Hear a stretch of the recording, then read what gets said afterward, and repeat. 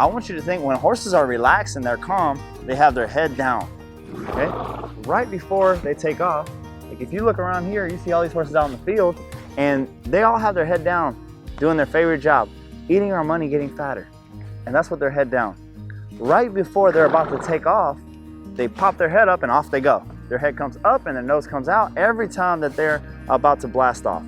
Well, I find the exact same thing when you have a trail horse like Rocky here that you can't get to walk. The folks who can't get their horse to walk, they also don't have control of the horse's head. What I mean by that is if his head jacks way up and I pull on him and he pulls on me, all that does is get more adrenaline in the situation, adds more fuel to the fire. I need the ability to simply be able to pull both reins and drop his head.